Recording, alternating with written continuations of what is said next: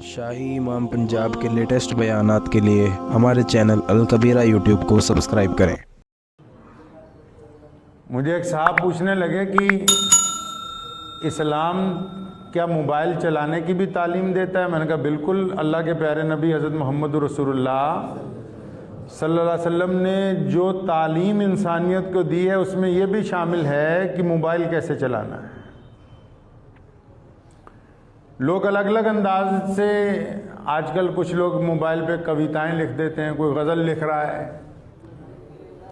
ہر انسان اس کو اپنے عقل کے حساب سے استعمال کر رہا ہے، لیکن شریعت نے مسلمانوں کو تاکید کی ہے کہ تمہیں شریعت نے جو حکم دیا ہے ہر ایک کام وہ شرعی روح سے ہونا چاہیے، آپ کی اپنی عقل سے نہیں ہونا چاہیے۔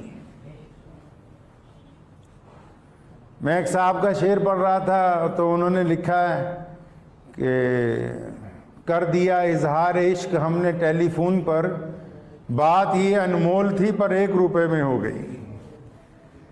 تو ہر بندہ اپنے حساب سے، لیکن مسلمانوں کے اوپر شریعت نے یہ پابندی عائد کی کہ آپ جو کام کریں گے اس کو اللہ اور اس کے رسول کے حکم میں پہلے دیکھنا ہوگا۔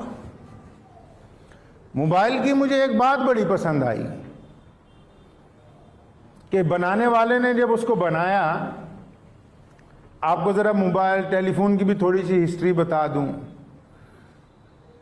جب بل گراہم نے فون بنایا ہے نا، سب سے پہلے لائن والا لینڈ لائن فون بنایا، تو مجھے ایک صاحب ملے تو کہنے لگے جی ہیلو کہنا حرام ہے۔ میں نے کہا کیوں حرام ہے بھائی؟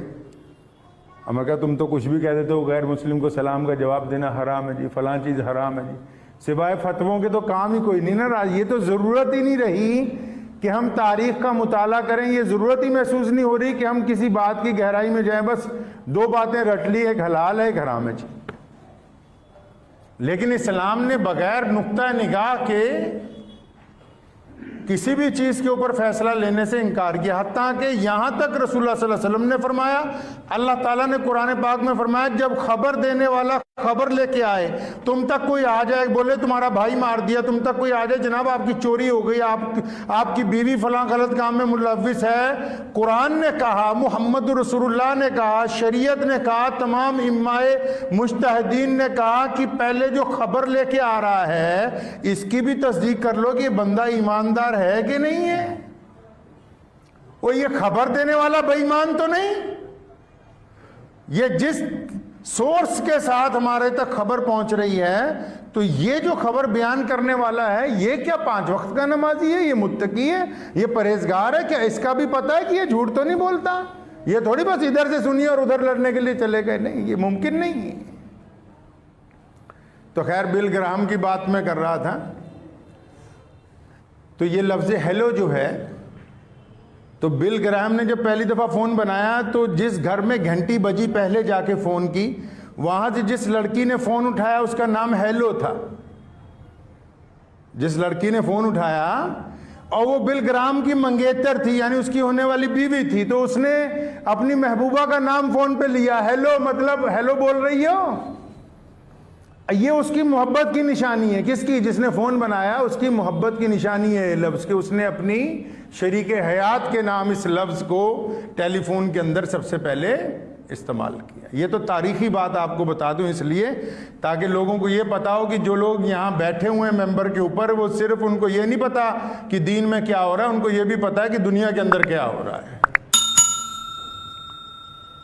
تو شریعت نے کہا، فون کی ایک بات مجھے بڑی اچھی لگتی ہے، وہ کیا بات ہے کہ اس کو بنایا اس لیے کہ جب کوئی ضروری فون آئے تو یہ اپنے تمام کام چھوڑ دیتا ہے۔ مثال کے طور پہ آپ گیم کھیل رہے ہیں، مثال کے طور پہ آپ فیس بک چلا رہے ہیں، آپ واٹس ایپ چلا رہے ہیں، آپ انسٹاگرام چلا رہے ہیں، آپ فون کے اندر کیلکولیٹر چلا رہے ہیں، آپ فون میں نوٹس لکھ رہے ہیں، آپ فون میں گوگل سرچ کر رہے ہیں، لیکن جب فون کی گھنٹی بجتی ہے تو فون اپنے تمام فنکشن چھوڑ کر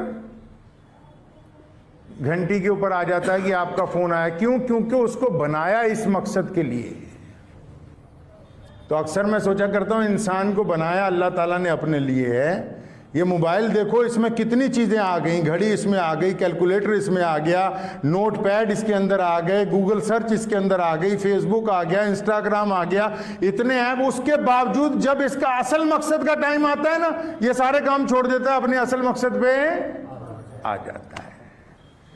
اور ہم نے اس سے یہ نہیں سیکھا کہ ہم دنیا کے جتنے مرضی کام کرتے ہوں، لیکن جب مؤذن کہے حیا علی الصلاۃ تو یہ ہمارے پروگرام میں یہ بات شامل ہونی چاہیے، پھر تمام کے تمام کام، کیونکہ جس مقصد کے لیے ہمیں بنایا وہ مقصد اگر فوت ہو جائے گا تو پھر وہ چیز کام کی نہیں رہتی. اب سنیے فون کا استعمال کیسے کرنا ہے. شریعت نے یہ ہمیں کہا، رسول اللہ صلی اللہ علیہ وسلم نے فرمایا جب کسی گھر کے باہر جاؤ، جب کسی کا دروازہ کھٹکھٹاؤ، اللہ کے نبی نے فرمایا دائیں یا بائیں کھڑے ہو جاؤ، دروازے کے سامنے نہ کھڑے ہو تاکہ بے پردگی نہ ہو. جو دروازہ کھولنے آ رہا ہے اس کو اگر کوئی خاتون آ رہی ہے، کوئی عورت آ رہی ہے تو اس کو پریشانی نہ ہو. یہاں ایسے ایسے جوہلا ہیں وہ اٹھائیں گے سیدھا ویڈیو کال کریں گے دوسرے کو. اسلام نے کہا اس حدیث کی روح میں کہ ویڈیو کال جب کر رہے ہو کس سے پوچھ کے کر رہے ہو؟ کیا پہلے آپ نے اس کو میسج میں پوچھا کہ آپ اس حالت میں ہیں کہ میں آپ سے ویڈیو کال کر لوں کہ نہیں کروں؟ شریعت نے تو آپ کو اجازت نہیں دی کہ آپ اٹھا کے ویڈیو کال کر دیں اپنی بیوی کو یا کسی بھی غیر دوست کو یا کسی کو بھی جس کا نمبر آ گیا.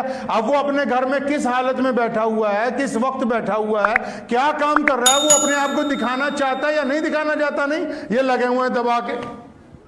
شریعت نے کہا نہیں.